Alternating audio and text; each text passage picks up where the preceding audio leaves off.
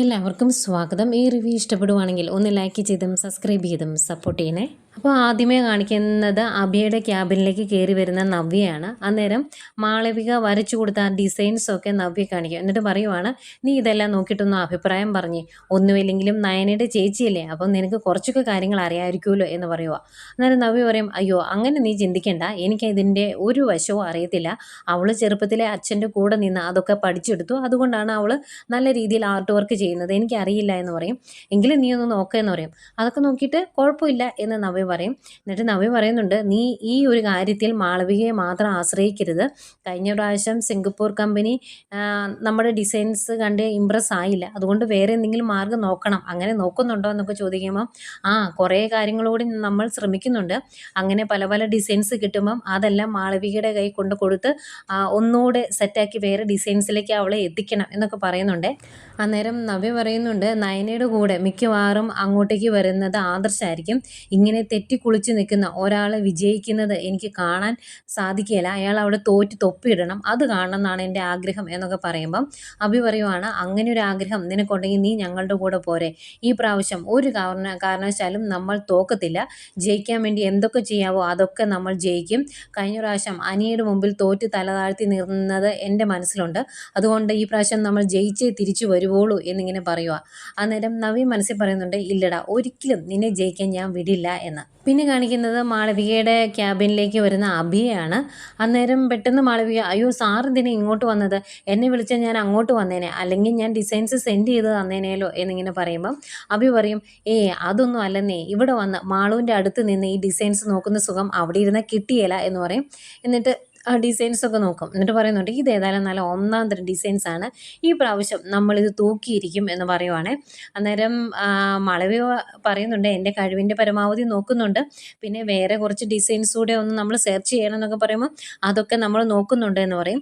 എന്നിട്ട് അഭി പറയുവാണ്, ഇത് നമുക്കൊരു കമ്മിറ്റി ഉണ്ട്, ആ കമ്മിറ്റിക്ക് അയച്ചു കൊടുക്കണം, എന്നിട്ട് അവർ തീരുമാനിക്കും ഇതിൽ ഏതൊക്കെ ഡിസൈൻസാണ് അവിടെ മത്സരത്തിന് എത്തിക്കേണ്ടത് എന്ന് പറയുക.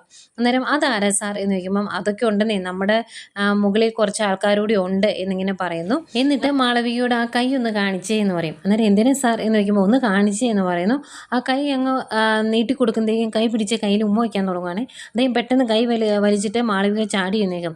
ഇതെന്താ സാർ ഇങ്ങനെയൊക്കെ കാണിക്കുന്നത്, ഇത് ഒരു ഓഫീസ് ക്യാബിനാണ്, ഇവിടെ ക്യാമറയുണ്ട്, അതുകൂടാതെ സാറിൻ്റെ ഭാര്യ ഈ ഓഫീസിലുണ്ടെന്നുള്ള കാര്യം സാറ് മറന്നുപോയോ, എന്താ പരിസരബോധം ഇല്ലേ എന്നൊക്കെ ചോദിക്കുമ്പം അഭി പറയുവാണ്, അവൾ കണ്ടാലും എനിക്ക് കുഴപ്പമൊന്നുമില്ല, കൂടിപ്പോയാൽ അവൾ എന്നെ ഇട്ടിട്ട് പോകുമായിരിക്കും, അതിലെനിക്ക് സന്തോഷമേ ഉള്ളൂ എന്ന്. അന്നേരം മാളവിക പറയും, ഇതൊക്കെ റെക്കോർഡാകില്ലേ, ഇതൊക്കെ ഡേവിഡ് സാറൊക്കെ കണ്ടു കഴിഞ്ഞാൽ ആകെ പ്രശ്നമാകില്ലേ എന്നൊക്കെ ചോദിക്കുമ്പോൾ ഡേവിഡിനൊന്നും ഒരു കാര്യത്തിലും ഇടപെടാൻ സാധിക്കത്തില്ല, ഇവിടെ കാര്യങ്ങൾ തീരുമാനിക്കുന്നത് ഞാനാണ് എന്ന് പറയും. അന്നേരം അതിൻ്റെ സാർ അങ്ങനെ പറഞ്ഞതെന്ന് ചോദിക്കുമ്പോൾ അതങ്ങനെ തന്നെയാണ്, നോക്കിക്കോ, ഈ ഒരു കോമ്പറ്റീഷനിൽ വിജയിച്ചു കഴിഞ്ഞാൽ ഇവിടുത്തെ ചീഫ് ഡിസൈനറായിട്ട് മാറുന്നത് മാളവികയായിരിക്കും, അതുകൂടാതെ മാളവികയെ ഞാൻ മോഡൽ വരെ ആക്കും ഈ കമ്പനിയുടെ എന്ന് പറയുമ്പം മാളവിക പറയും, ഇല്ല സാർ എനിക്കങ്ങനെ മോഡലാകാൻ ആഗ്രഹമൊന്നും ഇല്ല എന്ന്. അന്നേരം അഭി പറയുന്നുണ്ട്, അങ്ങനെ ആഗ്രഹമില്ല എന്ന് പറഞ്ഞ് നടന്ന എൻ്റെ ഭാര്യയെ ഈ കമ്പനിയുടെ മോഡലാക്കിയത് ഞാനാണ് എന്ന് പറയുക. അന്നേരം അങ്ങനെയാണോ, നവ്യ മാഡം കാരണമാണ് സാറിന് ഇവിടെ ജോലി കിട്ടിയതെന്നാണല്ലോ ഞാൻ അറിഞ്ഞത് എന്ന് പറയുമ്പം അതൊക്കെ അങ്ങനെ അങ്ങ് പറഞ്ഞു വെക്കുന്നതേ ഉള്ളൂ, ശരിക്കും അവളെ ഈ കമ്പനിയിൽ എടുക്കാനുള്ള കാരണം ഞാനാണ്, ഇതിൻ്റെ എല്ലാം പിന്നിൽ പ്രവർത്തിച്ച ബുദ്ധി എൻ്റേതാണ് എന്ന് പറയുമ്പം മാളവിക കുറച്ചൊക്കെ കാര്യങ്ങൾ അങ്ങ് മനസ്സിലാവുന്നു. അത് കഴിഞ്ഞ് അഭി പറയുവാണ്, നമുക്ക് ഒന്ന് പുറത്ത് പോയി കറങ്ങിയിട്ട് വന്നാലോ എന്ന്. അന്നേരം മാളവിക പറയും, ഇത് ഓഫീസ് ടൈമല്ലേ, ഈ സമയത്ത് പുറത്ത് പോയിട്ടുണ്ടെങ്കിൽ ഡേവിഡ് സാറിന് ഇഷ്ടപ്പെടില്ല എന്ന്. അന്നേരം അഭി പറയും, പിന്നെ ഡേവിഡ് അയാളല്ല ഇവിടുത്തെ കാര്യങ്ങൾ തീരുമാനിക്കുന്നത് എന്ന് ഞാൻ മാളവികയോട് പറഞ്ഞു. മാളവികയുടെ തലയിൽ ഇച്ചിരി വെളിച്ചവും വെട്ടമൊക്കെ കയറണ്ടേ, ഇങ്ങനെ ടെൻഷൻ അടിച്ചിരുന്ന ഡിസൈൻസ് ഉണ്ടാക്കിയാൽ മാത്രം പോരല്ലോ, അതുകൊണ്ട് എൻ്റെ കൂടെ പോരെ എന്ന് പറയും. അന്നേരം ഇതെൻ്റെ ജോലി കളയുന്ന പരിപാടിയാണല്ലോ സാറേ എന്ന് പറയുമ്പോൾ ഒരു ജോലിയും കളയല, വേണമെങ്കിൽ ഒരു പ്രൊമോഷൻ തരും, അത് ഞാൻ വിചാരിച്ചാൽ നടക്കുന്ന കാര്യമാണ്, അതുകൊണ്ട് ധൈര്യമായിട്ട് പോരെ എന്ന് പറയുമ്പം അങ്ങനെ അത്രയും കോൺഫിഡൻസ് സാറിനുണ്ടെങ്കിൽ ഞാൻ കൂടെ വരാമെന്ന് പറയുന്നു. അങ്ങനെ അവർ രണ്ടുപേരോട് പുറത്തേക്ക് പോവുകയാണേ. അത് കഴിഞ്ഞ് വണ്ടിയിലിരിക്കുമ്പോഴും മാളവിക എങ്ങനെയെങ്കിലും അബിയുടെ കയ്യിൽ നിന്ന് രഹസ്യങ്ങൾ ചോർത്തിയെടുക്കാൻ ശ്രമിക്കുന്നുണ്ട്. അതുകൊണ്ട് തന്നെ മാളവിക ചോദിക്കുകയാണ്, സാറേ എനിക്കൊരു സംശയമുണ്ട്, ഞാൻ ചോദിച്ചോട്ടെ എന്ന്. അന്നേരം ചോദിച്ചോളാൻ പറയുന്നു. അന്നേരം മാളവിക ചോദിക്കുകയാണ്, എനിക്ക് ഒരു കാര്യം അറിഞ്ഞാൽ മതി, സാറിന് ഈ കമ്പനിയുമായിട്ട് വേറെ എന്തെങ്കിലും ബന്ധമുണ്ടോ എന്ന് ചോദിക്കും. അന്നേരം അതെന്താ അങ്ങനെ ചോദിച്ചത് എന്ന് ചോദിക്കുമ്പോൾ മാളവിക പറയുവാണ്, അല്ല ഡേവിഡ് സാറ് പലപ്പോഴും അബി സാറിനെ സാറേ എന്നാണ് വിളിക്കുന്നത്, അതുപോലെ മോനെ എന്നൊക്കെ വിളിക്കാറുണ്ട്. ഒരു പരിധിയിൽ കൂടുതൽ റെസ്പെക്റ്റ് സാറിന് തരുന്നതായിട്ട് എനിക്ക് തോന്നിയിട്ടുമുണ്ട്, അതുകൊണ്ട് ചോദിച്ചതാ എന്ന് പറയും. അന്നേരം അബി പറയുന്നുണ്ട്, അത് അങ്ങനെ തന്നെയാണ്, കാരണം ഈ കമ്പനിയിലെ എല്ലാ അവകാശങ്ങളും എനിക്കാണ്, ഞാൻ കഴിഞ്ഞേ ഉള്ളൂ ഡേവിഡ് പോലും എന്ന് പറയും. അന്നേരം ചോദിക്കും, അതെന്താ സാർ അങ്ങനെ പറഞ്ഞതെന്ന് ചോദിക്കുമ്പം, ഇതിന് മുകളിൽ ഡേവിഡിന് മുകളിലും ഒരാളുണ്ട്, അയാളുമായിട്ടാണ് എനിക്ക് ബന്ധം എന്നൊക്കെ പറയുന്നുണ്ട്. അന്നേരം അത് ആരാ സാർ, എന്നോടൊന്ന് പറയാവോ എന്ന് ചോദിക്കുമ്പം, അങ്ങനെ എല്ലാ കാര്യങ്ങളും തുറന്നു പറയാൻ പറ്റത്തില്ല, ചില മറവൊക്കെ വേണം എന്നിങ്ങനെ പറയുമ്പോൾ, അതെന്താ സാർ നമ്മൾ തമ്മിൽ ഇങ്ങനെ ഒരു മറയുടെ ഒക്കെ ആവശ്യമുണ്ടോ, നമ്മൾ ഇത്രത്തോളം അടുത്ത സ്ഥിതിക്ക് അതെന്നോട് പറയാൻ മേലെ എന്ന് ചോദിക്കുമ്പം, പറയാം പക്ഷെ ഇപ്പോഴില്ല, പിന്നെ പറയാൻ കേട്ടോ എന്ന് പറയുന്നു. എന്നിട്ട് അഭി പറയുന്നുണ്ട്, ഈ പ്രാവശ്യത്തെ കോമ്പറ്റീഷനിൽ മാളവിക ജയിച്ചു കഴിഞ്ഞാൽ മാളവികയ്ക്ക് പ്രൊമോഷൻ തരും, ഇരട്ടി സാലറി തരും, അങ്ങനെയുള്ള കാര്യങ്ങളെല്ലാം തീരുമാനിക്കുന്നത് ഞാനാണ് എന്നുകൂടി പറയുമ്പം, അപ്പോൾ ഡേവിഡ് സാറിന് അതിനൊന്നുമുള്ള അധികാരം ഇല്ലേ എന്ന് ചോദിക്കും. അന്നേരം അഭി പറയും, ഇല്ല, ഇനി അങ്ങോട്ട് എല്ലാ കാര്യങ്ങളും തീരുമാനിക്കുന്നത് ഞാനാണ് എന്ന്. അപ്പോൾ ഇത്രയും കാര്യങ്ങൾ മനസ്സിലാക്കിയ സ്ഥിതിക്ക് അതെല്ലാം നേരെ ആദർശനോട് പോയി പറയുവാണ് മാളവിക. അന്നേരം ആദർശ് പറയുന്നുണ്ട്, അവൻ പറഞ്ഞത് സത്യമാണ്, കാരണം എഗൻ ജ്വല്ലറിയുടെ തലപ്പത്തിരിക്കുന്നത് അവൻ്റെ അച്ഛനാണ്, നാഗേന്ദ്രൻ എന്നാണ് അയാളുടെ പേര്, അതുകൊണ്ടാണ് ഇത്രയും കോൺഫിഡൻസോടെ ഈ കാര്യങ്ങളെല്ലാം മാളവികയോട് പറഞ്ഞത് എന്ന് പറയും. അന്നേരം അതെന്താ സാർ അങ്ങനെ ഒരു ട്വിസ്റ്റ് എന്ന് ചോദിക്കുമ്പം ആദർശ് പറയുന്നുണ്ട്, കാലങ്ങൾക്ക് മുമ്പ് അഭിയൊക്കെ കുഞ്ഞായിരിക്കുന്ന സമയത്ത് അവൻ്റെ അച്ഛനെ ചില ക്രമക്കേടുകളുടെ പേരിൽ ഞങ്ങളുടെ കമ്പനിയിൽ നിന്ന് മുത്തശ്ശൻ അടിച്ചു പുറത്താക്കിയതാണ്. ആ ഒരു വൈരാഗ്യം മനസ്സിൽ വെച്ചാണ് ഇപ്പം മൂർത്തി ജ്വല്ലറിയെ തകർക്കാൻ അവൻ്റെ അച്ഛൻ ശ്രമിക്കുന്നത് എന്നൊക്കെ പറയുമ്പം, ഓ അങ്ങനെ ഒരു കാര്യം കൂടി ഉണ്ടല്ലേ, അതുകൊണ്ടായിരിക്കും അഭി സാറിന് ഇത്രത്തോളം അധികാരം ആ കമ്പനിയിലുള്ളത് എന്നൊക്കെ പറയുന്നു.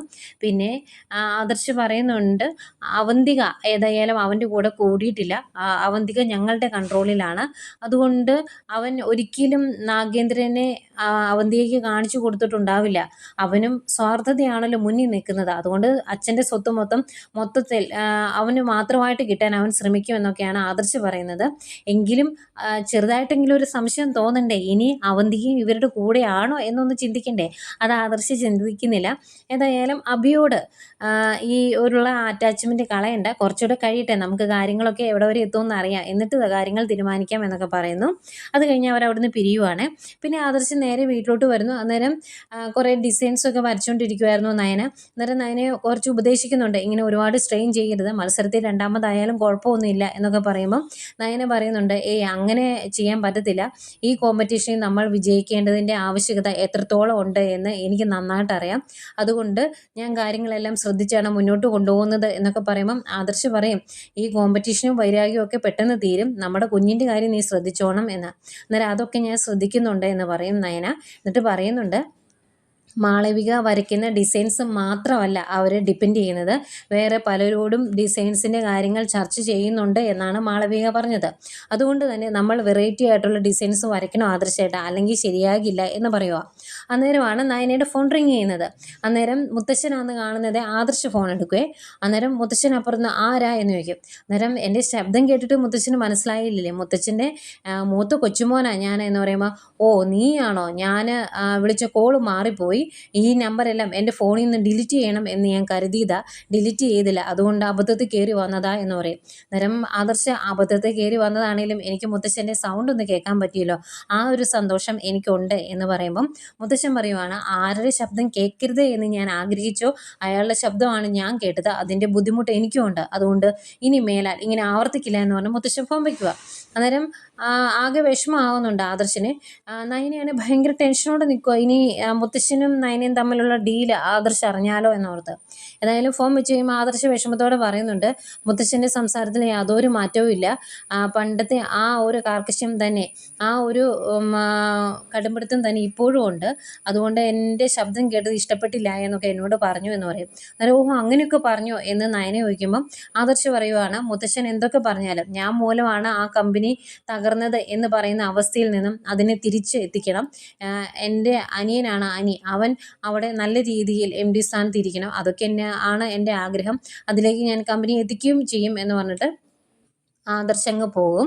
ആദർശ് പോയി കഴിഞ്ഞ് നയന മുത്തശ്ശനെ വിളിക്കും. എന്നിട്ട് മുത്തശ്ശ എന്തിനാ വിളിച്ചത് എന്ന് ചോദിക്കും. അന്നേരം മുത്തശ്ശൻ പറയുന്നുണ്ട്, കോമ്പറ്റീഷന് വേണ്ടി ഡിസൈൻസ് വരച്ചുകൊണ്ടൊക്കെ ഇരിക്കുമല്ലേ, അന്നേരം ആരോഗ്യം ശ്രദ്ധിക്കണം എന്നൊക്കെ പറയാൻ വേണ്ടി വിളിച്ചതാണ് എന്ന് പറയുമ്പം ഏതായാലും മുത്തശ്ശൻ ആദർശനോട് സംസാരിച്ചത് ഇത്തിരി കടുപ്പം കൂടി പോയിട്ടോ, അങ്ങനെയൊന്നും പറയണ്ടായിരുന്നു, ഇത്തിരി വിഷമമായി ആദർശേട്ടനെ എന്ന് പറയുമ്പം അത് സാരമില്ല മോളെ, കുറച്ച് ദൂരവും കൂടെ നമുക്ക് പോകാനുണ്ട്, അതിനുശേഷം ഈ കടുപ്പമൊക്കെ അങ്ങ് കുറയ്ക്കാം എന്ന് പറയുന്നു.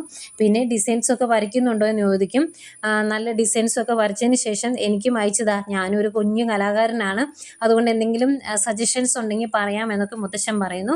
ഏതായാലും ഇത്രയും സംസാരിച്ചുകൊണ്ടിരിക്കുമ്പോൾ നയന പറയുന്നുണ്ട്, ഇനി നമുക്ക് ഫോം വയ്ക്കാം, ആദർശേട്ടൻ ഇവിടെയുണ്ട്, ഇനി കണ്ടിട്ടുണ്ടെങ്കിൽ വേറെ സംശയങ്ങൾ പലതും തോന്നും, അതുകൊണ്ട് ഫോൺ വയ്ക്കുവാണ് എന്ന് പറഞ്ഞ് നയന ഫോം വയ്ക്കുന്നു. അത് കഴിഞ്ഞ് പിന്നെയും ഡിസൈൻസൊക്കെ വരയ്ക്കാൻ വേണ്ടി തുടങ്ങുവാണ്. പിന്നെയും കാണിക്കുന്നത് നാഗേന്ദ്രനെയാണ്. നാഗേന്ദ്രൻ 2 മക്കളെയും വിളിച്ചിരുത്തി ഡിസൈൻസും ഒക്കെ പുതിയത് കാണിച്ചു കൊടുക്കുന്നുണ്ട്. മാളവിക വരച്ചതാട്ടോ കൂടുതലും. അന്നേരം ഇതൊക്കെ നല്ല ഡിസൈൻസ് ആണല്ലോ എന്ന് അവന്തിക പറയുമ്പം അഭി പറയുക, ഇതെല്ലാം വരച്ചത് മാളവികയാണ്, അവൾക്ക് നല്ല കഴിവാച്ച എന്നൊക്കെ. അന്നേരം നാഗേന്ദ്രൻ ചോദിക്കും, ഈ ഇടയായിട്ട് നീ അവളെ കുറച്ച് അധികം പുകഴ്ത്തുന്നുണ്ടല്ലോ എന്ന്. അവന്തിക അതിനെ സപ്പോർട്ട് ചെയ്ത് സംസാരിക്കും, ശരിയാ ഞാനും അത് ശ്രദ്ധിച്ചു എന്ന്. അന്നേരം നാഗേന്ദ്രൻ പറയുന്നുണ്ട്, എടാ നിനക്ക് നിൻ്റെ ഭാര്യയോട് വലിയ മതിപ്പൊന്നുമില്ല, അവളെ ഇഷ്ടമല്ല എന്ന് എനിക്കറിയാം, ആ ഒരു കാരണം കൊണ്ട് തന്നെ നിനക്ക് മറ്റു സ്ത്രീകളോട് അടുപ്പം തോന്നാം, അപ്പോഴും നീ ഓർക്കേണ്ട ഒരു കാര്യമുണ്ട്, ഈ മാളവിക വിവാഹിതയാണ്, അത് നീ മറന്നു പോകരുത് എന്ന്. അന്നേരം അഭി പറയും, അയ്യോ ഞാൻ മാളവികയെ കാണുന്ന വേറെ രീതിയിലൊന്നും അല്ല, നല്ലൊരു ഡിസൈനർ എന്നുള്ള രീതിയിൽ സംസാരിക്കുന്നു എന്ന് മാത്രമേ ഉള്ളൂ എന്ന് പറയുമ്പം അതേ കാണാവൂ എന്ന് നാഗേന്ദ്രൻ പറയുന്നുണ്ട്. എന്നിട്ട് നാഗേന്ദ്രൻ അഭിയോട് പറയുന്നുണ്ട്, എടാ നിനക്ക് നിൻ്റെ ഭാര്യയെ ഇഷ്ടമല്ല എങ്കിൽ പോലും അവളിൽ നിനക്കൊരു കുഞ്ഞുണ്ട്, കുഞ്ഞുങ്ങളെ നമ്മൾ ഒരിക്കലും വേദനിപ്പിക്കരുത്, അതുകൊണ്ടാണ് ഞാൻ ആ വീട്ടിൽ നിന്ന് ഇറങ്ങിപ്പോയതിന് ശേഷം വേറെ വിവാഹം കഴിക്കാതിരുന്നത്, നിങ്ങൾ 2 മക്കളെ വേദനിപ്പിക്കേണ്ട എന്ന് കരുതി എന്ന് പറയും. അന്നേരം അവന്തിക പറയുന്നുണ്ട്, അതുകൊണ്ടാണല്ലോ ഇത്ര കാലങ്ങൾക്ക് ശേഷം തിരിച്ചു വന്ന അച്ഛനോട് ഞങ്ങൾക്ക് ഇത്രയും സ്നേഹമെന്ന്, കയ്യിൽ സ്വത്തുള്ളതുകൊണ്ട് കുഴപ്പമില്ല, അല്ലെങ്കിൽ കാണാമായിരുന്നു. ഏതായാലും ഇങ്ങനെ സംസാരിച്ചുകൊണ്ട് നിൽക്കുന്നതിനിടയ്ക്ക് നാഗേന്ദ്രൻ പറയുന്നുണ്ട്, ഈ കോമ്പറ്റീഷനിൽ നമുക്ക് ജയിക്കണം, അതുകൊണ്ട് തന്നെ നിങ്ങൾ ഈ ഡിസൈൻസ് ഒക്കെ നോക്കുക, എന്നിട്ട് എന്തെങ്കിലും സജഷൻസ് ഉണ്ടെങ്കിൽ പറ, മോളെ വിളിച്ചു വരുത്തിയത് അതിനു വേണ്ടിയാണ്, എന്നെ കാണാൻ മോൾ വരുന്നത് റിസ്ക് ആണെന്ന് അറിഞ്ഞിട്ടും വിളിച്ചു വരുത്തിയത്, ഈ കോമ്പറ്റീഷനിൽ നമ്മൾ വിജയിക്കണം, വിജയിച്ചേ പറ്റൂ, അതുകൊണ്ടാണെന്ന് പറഞ്ഞ് അവർ ആ ഡിസൈൻസ് ഒക്കെ നോക്കിയിട്ട് എന്തൊക്കെയോ സജഷൻസ് അങ്ങോട്ടും ഇങ്ങോട്ടും പറയുന്നുണ്ട്. ഈ സമയം മുത്തശ്ശൻ വീട്ടിലിരുന്ന് ഫോണിൽ കുറേ ഡിസൈൻസ് ഒക്കെ നോക്കുന്നുണ്ട്. അന്നേരം മുത്തശ്ശി ചോദിക്കും, കുറേ നേരം ആയല്ലോ ഫോണിൽ, എന്താ എന്ന് ചോദിക്കുമ്പം ഞാൻ നയനമോൾക്ക് കൊടുക്കാൻ വേണ്ടി കുറേ ഡിസൈൻസും ഒക്കെ ചെക്ക് ചെയ്യുമായിരുന്നു, എന്തെങ്കിലുമൊക്കെ ഹെൽപ്പ് മോൾക്ക് ചെയ്തു കൊടുക്കണ്ടേ എന്നിങ്ങനെ മുത്തശ്ശൻ പറയുന്നു. ഇവരിങ്ങനെ സംസാരിച്ചുകൊണ്ടിരിക്കുന്നതേക്കും അങ്ങോട്ടേക്ക് അവന്തിക വരും. അവന്തികയുടെ മുഖത്ത് ഭയങ്കര സങ്കടം. അന്നേരം മുത്തശ്ശി ചോദിക്കുക, എന്താ മോളെ മുഖം എന്താ വല്ലാതിരിക്കുന്നതെന്ന് ചോദിക്കുമ്പം മുത്തശ്ശ എനിക്ക് ഇപ്പോഴും സംശയമുണ്ട്, അനിയേട്ടനും ആ നന്ദുവും തമ്മിൽ ബന്ധമുണ്ടോ എന്ന്, അതുകൊണ്ടാണ് അനിയേട്ടനെ എന്നെ ഒട്ടും ഇഷ്ടമല്ലാത്തത് എന്ന് പറയുമ്പം മുത്തശ്ശൻ പറയുന്നുണ്ട്, അവർ തമ്മിലുള്ള ബന്ധത്തെ ഞങ്ങൾ എതിർത്തിട്ടൊന്നുമില്ലായിരുന്നു, അതുകൊണ്ട് തന്നെ അവരുടെ വിവാഹം നടത്താൻ വേണ്ടി ഞാൻ കനകയോട് പോയി ആലോചിച്ചതാണ്, അന്നേരം അവർക്ക് താല്പര്യമില്ല എന്ന് പറഞ്ഞു, അന്നേ ഞാൻ അവരോട് പറഞ്ഞതാ ഇനി ഒരിക്കലും അനി നിങ്ങളെ ശല്യപ്പെടുത്തില്ല എന്ന്, അതുകൊണ്ട് അങ്ങനെ ഒരു ബന്ധം കാണില്ല എന്ന് പറയും. പക്ഷേ അവന്തിക്ക് ആകെ ടെൻഷൻ. അന്നേരം മുത്തശ്ശൻ പറയുന്നുണ്ട്, ഇതിന് ഞാനൊരു തീരുമാനം ആക്കിക്കോളാം, മോള് വിഷമിക്കേണ്ട, എൻ്റെ തീരുമാനം ഞാൻ ഈ വീട്ടിലുള്ള എല്ലാവരെയും അറിയിക്കാൻ പോവാണ് എന്ന് പറയുമ്പം അവന്തിക വിഷമിച്ച് അനിയേട്ടൻ ഇവിടെ ഇല്ല എന്നിങ്ങനെ പറയുക. അന്നേരം മുത്തശ്ശൻ, അനി വേണം എന്നില്ല, ഇവിടുത്തെ കാര്യങ്ങളൊക്കെ തീരുമാനിക്കുന്നത് കാരണവന്മാരാണ്, ഞാനൊരു തീരുമാനമെടുത്താൽ ആ തീരുമാനം ഞാൻ നടപ്പിലാക്കുമെന്ന് പറയുവാണ്. അങ്ങനെ നടപ്പിലാക്കിയ ഒരു തീരുമാനമായിരുന്നു അനാമിക. എന്നിട്ടും മുത്തശ്ശന് കുറവൊന്നും വന്നിട്ടില്ല ഈ സ്വഭാവത്തിന്. ഏതായാലും അവന്തികയെ പറഞ്ഞെങ്കിൽ വിടും. അന്നേരം മുത്തശ്ശി ചോദിക്കും, എന്ത് തീരുമാനമായി എടുക്കാൻ പോകുന്നത് എന്ന്. അന്നേരം മുത്തശ്ശൻ പറയുവാണ്, കുട്ടികളുടെ എൻഗേജ്മെൻറ്റ് ഞാൻ നടത്തി വയ്ക്കാൻ പോവാണ്, മോളുടെ വിഷമം മാറട്ടെ എന്ന്. മോളുടെ വിഷമം മാത്രമേ മുത്തശ്ശൻ കാണുന്നുള്ളൂ, അനിയുടെ വിഷമം കാണുന്നില്ല. ഇത് കേൾക്കുമ്പം മുത്തശ്ശിക്ക് ആകെ ഒരു ഞെട്ടലാണ്. പെട്ടെന്ന് നിശ്ചയം നടത്തുന്നു എന്ന് പറയുമ്പം മുത്തശ്ശി ഇങ്ങനെ ഞെട്ടി നിൽക്കുന്നു.